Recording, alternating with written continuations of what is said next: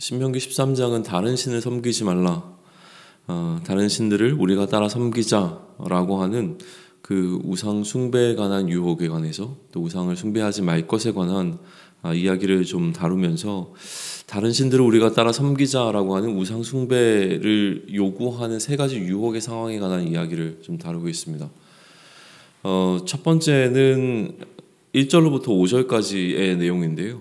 선지자나 꿈꾸는 자라고 불리는 사람이 나타나서 이 이야기를 하는 것이죠. 다른 신들을 우리가 따라 섬기자라고 하는 이야기를 했을 때에 그들의 말을 청종하지 말라, 다시 얘기하면 따르지 말라라고 하는 메시지를 전하고 있습니다. 선지자나 꿈꾸는 자가 이스라엘 가운데서 일어나서 이적과 기사를 보인다라고 이야기를 하는데, 이들이 이적과 기사를 보이는 이유는 명확하죠. 그것은 자신들이 이제 꿈이나 아니면 선지자라고 하는 어떤 그 먼저 안다라고 하는 개념이니까 하나님의 계시를 자신들이 먼저 안자가 되었다. 그러니까 하나님께서 자신들에게 하나님의 뜻을 알려주셨다, 계시하여 주셨다라고 하는 이 주장을 펼치기 위하여, 그 주장의 어떤 근거들을 제시하기 위해서 자신들을 입증하는 방식이 이적과 기사라고 했던 것이죠.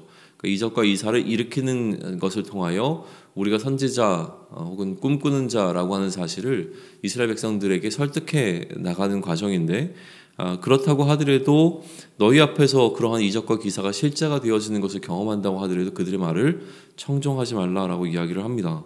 왜냐하면 애굽의 술사들도 이러한 기적과 이사는 일으킬 수 있었기 때문인 것이죠.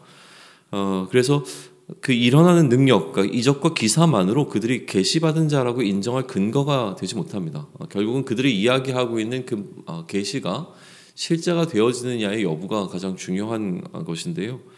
아무리 그렇처럼 어떤 현상적인 사건을 통하여서 너희들에게 다른 신들을 섬기자라고 이야기를 한다고 하더라도 3절에 보면 그들을 청종하지 말고 청종하지 말라고 이야기를 합니다. 그런데 이제 이 한 가지 질문이 떠오르는 거죠. 그렇다면 왜 이러한 상황이 펼쳐지는가라고 하는 거예요. 왜 그렇게 하나님께서는 이스라엘 백성들 가운데서 이러한 일이 일어나도록 하셨는가라고 하는 그 상황적인 부분을 해석할 수 있도록 하는 키를 3절에서 주고 있는데, 광야에서 이스라엘 백성들을 가장 힘들게 했던 이슈 가운데 하나는 이제 먹는 문제였습니다. 그래서 이 먹는 문제를 통하여서 이스라엘 백성들이 그 먹는 문제 앞에 하나님을 여전히 신뢰하고 있는가라고 하는 것이 그들을 시험한 어떤 시험의 도구가 되어졌던 것을 우리는 여러 차례 보게 되었는데, 그러니까 먹는 것과 마실 물의 사건들이 있었죠.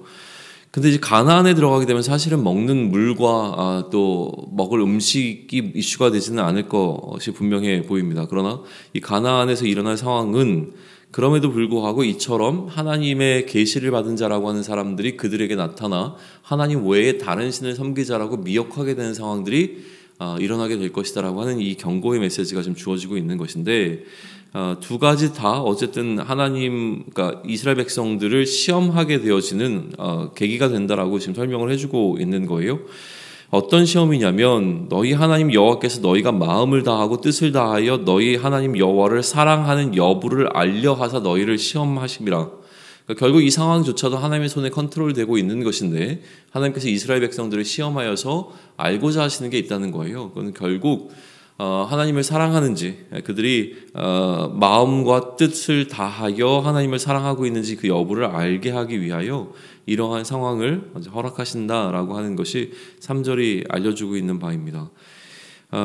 그래서 4절에 보시면 너희 하나님 여호와를 따르고 그를 경외하여 그의 명령을 지키며 그의 목소리를 청종하며 그를 섬기며 그를 의지하며, 그러니까 앞에 얘기했던 하나님을 사랑하는 것을 사랑하라 라고 이야기를 하고 있는 것이고, 그럼에도 불구하고 하나님을 사랑하지 말자라고 이야기하게 되어지는 우상을 숭배하자라고 얘기하는 어떤 선지자나 꿈꾸는 자가 있을 경우에 그들을 죽이라라고 이야기를 하죠.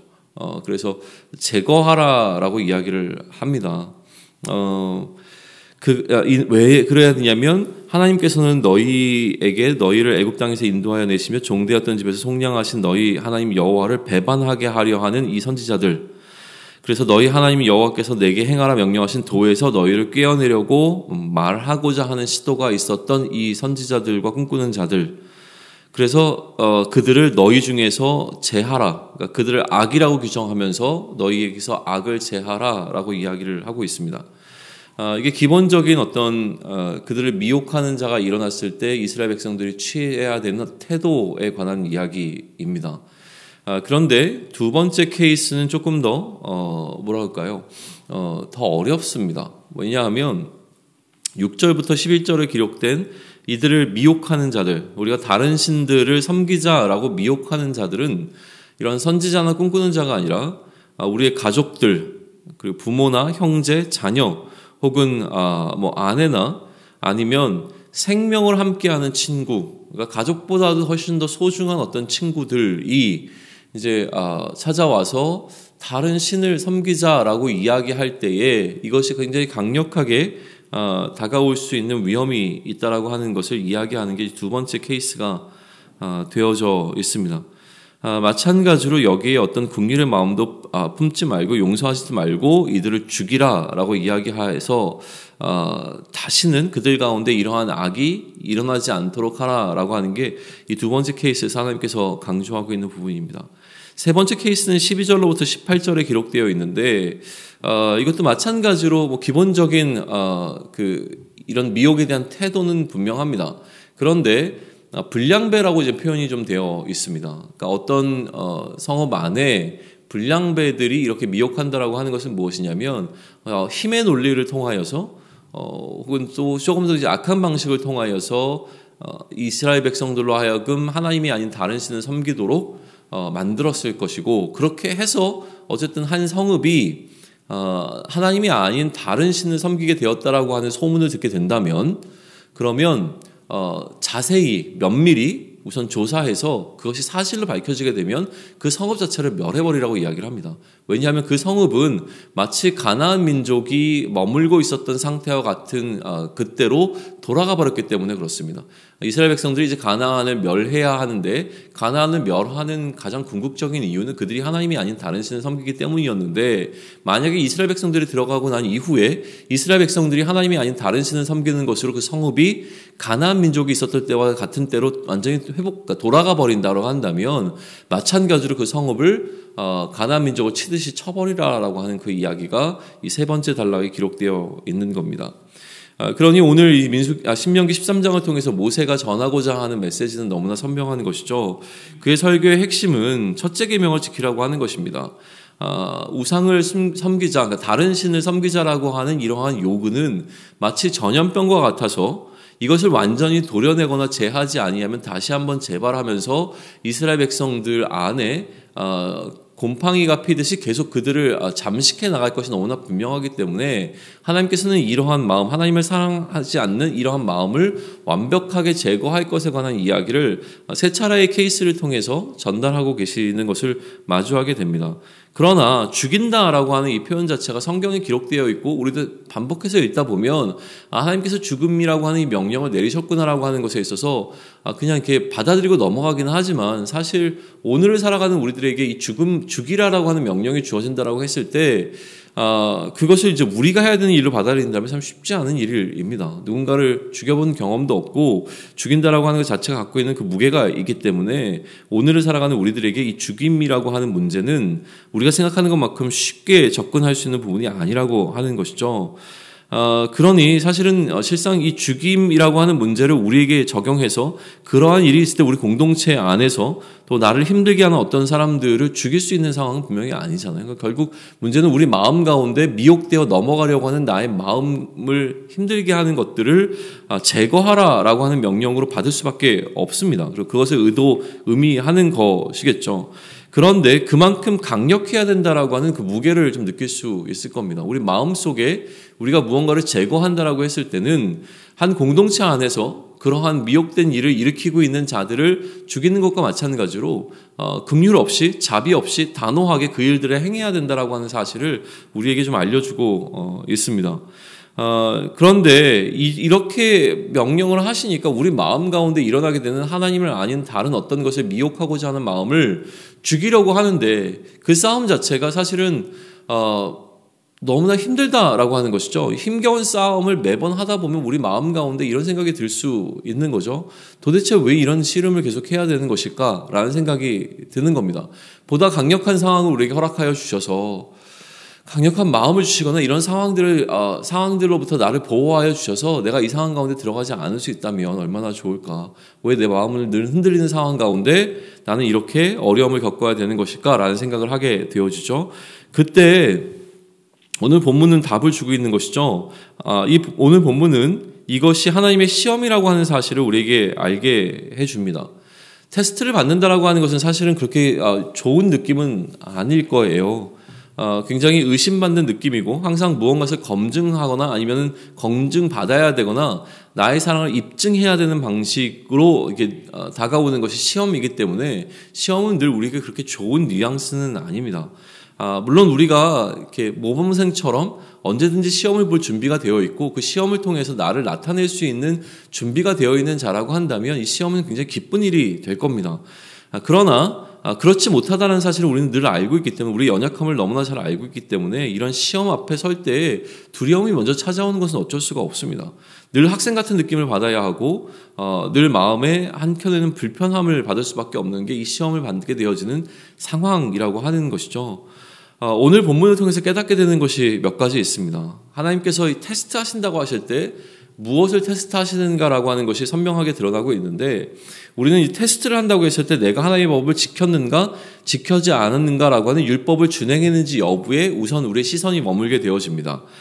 그러나 우리는 이 신명기를 시작하면서 율법을 하나님을 사랑하는 법이라고 규정을 했고 이것이 하나님을 사랑하는 방법이라고 한다면 그리고 율법이 이처럼 하나님을 사랑하는 사랑이라고 한다면 하나님의 시험이라고 하는 것은 단순히 율법을 지키는가의 여부를 넘어서서 나의 이 사랑이 시험받는 것을 넘어서서 내가 하나님을 얼마나 사랑하는지를 나타낼 수 있는 기회가 되어진다라고 하는 관점 속에서 이 시험을 바라볼 수 있을 것이라고 하는 생각을 갖게 합니다. 그러니 이런 기회가 있다는 것 자체에 우리는 감사할 수 있어야 하는 것이죠. 내가 하나님을 사랑할 수 있는 그 어떤 내 사랑을 표현해낼 수 있는 기회가 주어졌다고 생각할 수도 있을 것 같습니다. 3절에 보시면 이렇게 말씀하십니다.